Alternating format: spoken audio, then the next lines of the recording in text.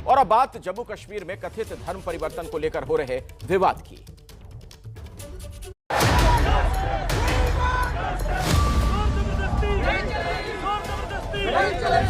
कश्मीर में कथित धर्म परिवर्तन में नया मोड़। 3 महीने पहले मेरा कन्वर्जन हुआ है, मेरी रजामंदी से हुआ है। कल जिस लड़की की सिख से शादी, उसका निकाहनामा सामने आया।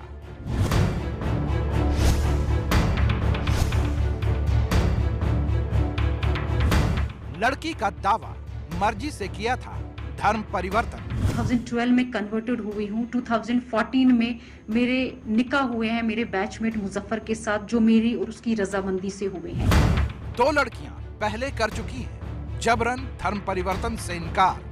मेरा 3 महीने पहले मेरा कन्वर्जन हुआ है और मेरा कन्वर्जन बिल्कुल अपनी मर्जी से हुआ है, बिल्कुल किसी के दबाव में आके नहीं हुआ है। मेरी रजामंदी से हुआ है मेरे बैचमेट के साथ। उसके ऊपर जितने भी एक्ट्स एलिगेशंस हैं वो बेसलेस हैं, वो फॉल्स हैं। सिख संगठनों का दावा जबरन हुआ धर्म परिवर्तन। 0 से कम संभावना है कि हमारी बेटी को ले जाए और हम चुप रह जाए, हो ही नहीं सकता। कश्मीर में धर्म परिवर्तन का सच क्या है?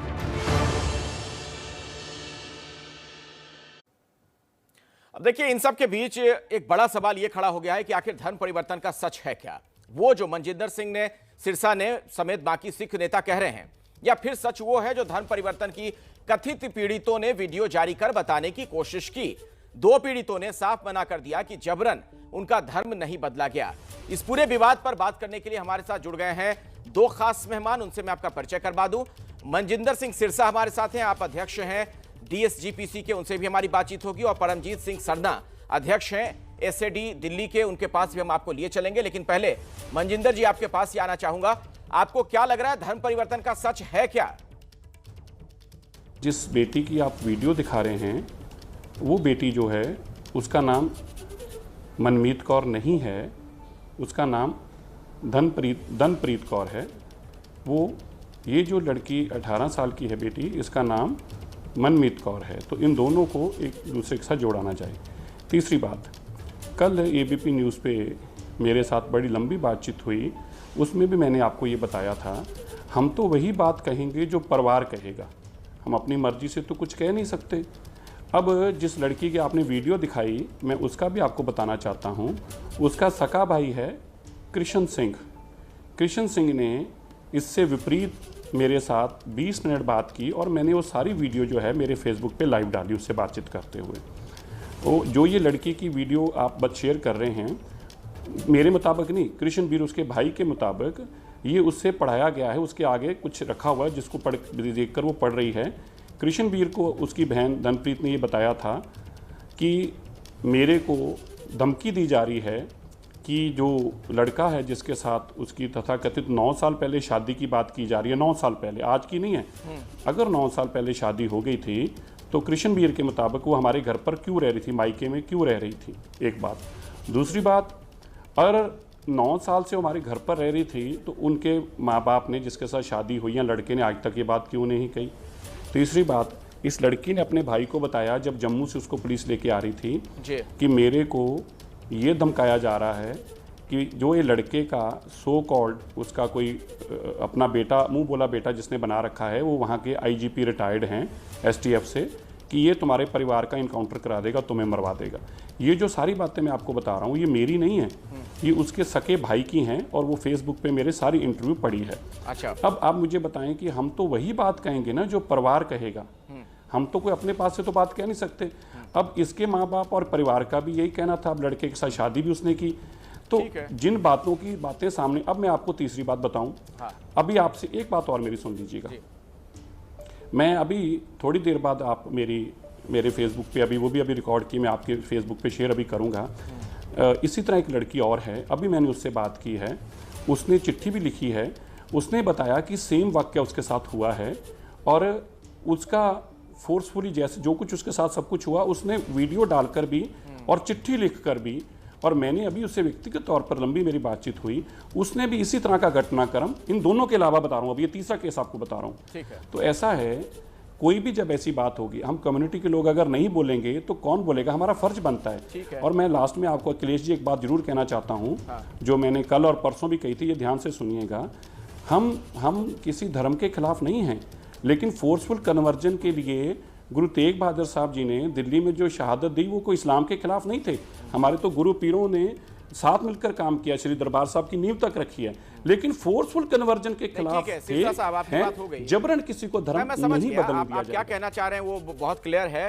परमजीत सिंह सरना हमारे साथ हैं। परमजीत जी, मनजिंदर जी जो बात कह रहे हैं उस पर एक तो आपकी प्रतिक्रिया जानना चाहूंगा, और एक सवाल जो खड़ा हो रहा है कि जो गुरुद्वारा प्रबंधक कमेटी के चुनाव होने हैं, क्या उससे भी इसका कोई लेना देना, ये पूरा विवाद जो हम देख रहे हैं? तो क्या ऐसा जी कि मैं इनकी किसी बात का प्रतिक्रम देने में बिल्कुल नहीं देना चाहता। ये इस काबिल नहीं कि मैं इनकी बातों का प्रतिक्रम दूं।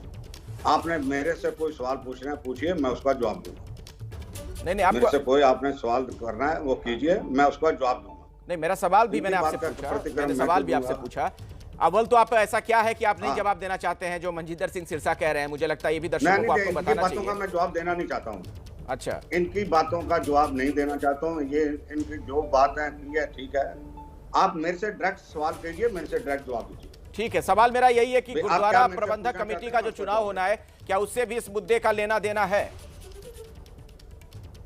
क्या आपको लगता है कि इसकी आड़ में कुछ सियासत हो रही है?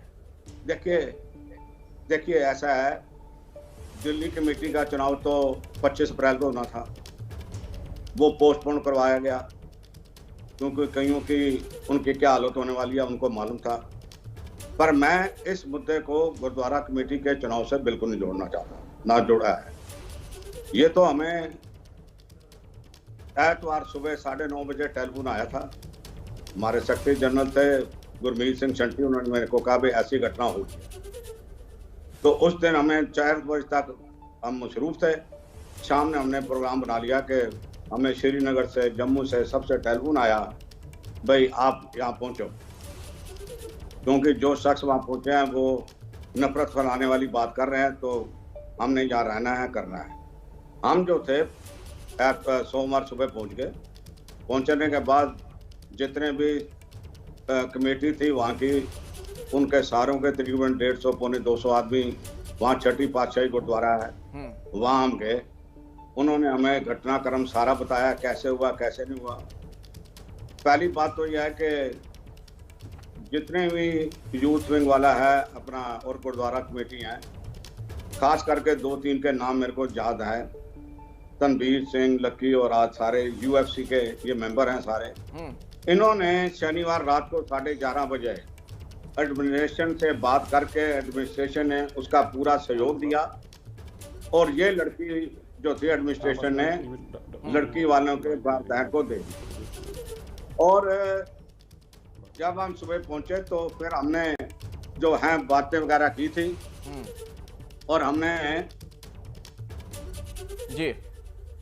ये बात जो थी सारी बातें की थी। अच्छा, मैं इसमें ये कहना चाहता हूं कि जब मीटिंग खत्म हुई, सारी बातों का हमें मालूम पड़ा, तो हम लड़की के पास घर चले गए। अच्छा, वहाँ तकरीबन बहुत देर बैठे। हमने वहाँ अपना जो हमारा धर्म हमें सिखाता है पूजा पाठ भी किया, और हमें निश्चय हो गया कि यह लड़की जो है हम सब की जो रिक्वेस्ट है मानने के करेंगे।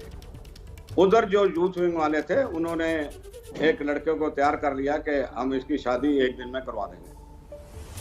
वो लड़की जो थी वो भी शाम को 8-8:30 बजे के करीब उसने अपनी सहमति प्रकट कर दी कि आप मेरी अगर शादी करना चाहते हैं तो मैं शादी करवा लूँ।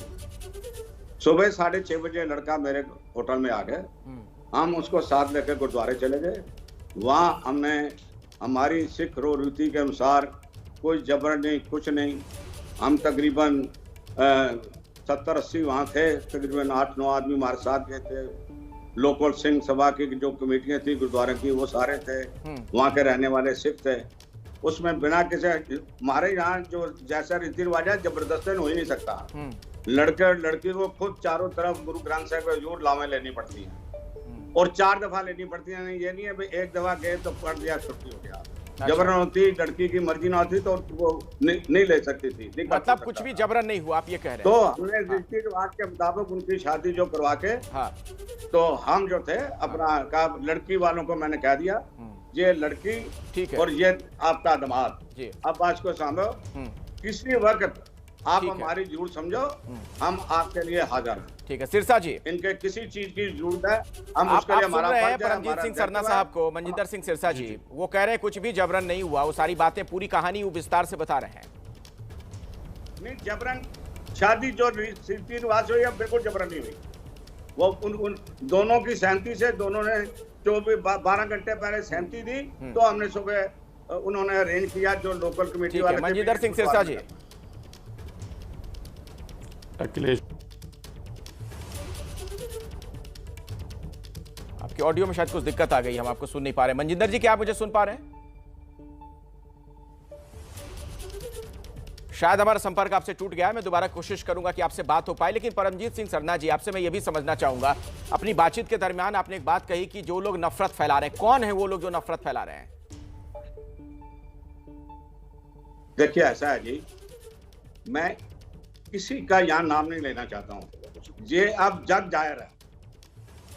उन लोगों की नफरत फैलाने की वजह से मेरे को वहाँ मीडिया के सामने मेरा हालात कोई बात नहीं थे, मैंने माफी मांगी। मैं कहा कि जो भी आपके यहाँ नफरत की फैलाने की बात कर रहा है, मैं नफरत फैलाने वाला नहीं हूँ, जोड़ने वाला हूँ, मैं आपसे माफी मांगता।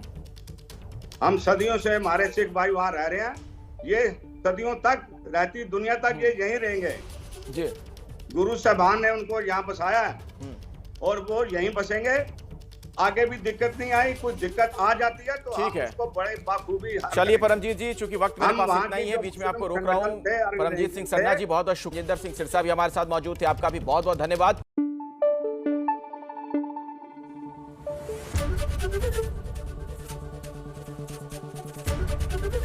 एबीपी न्यूज आपको रखे आगे।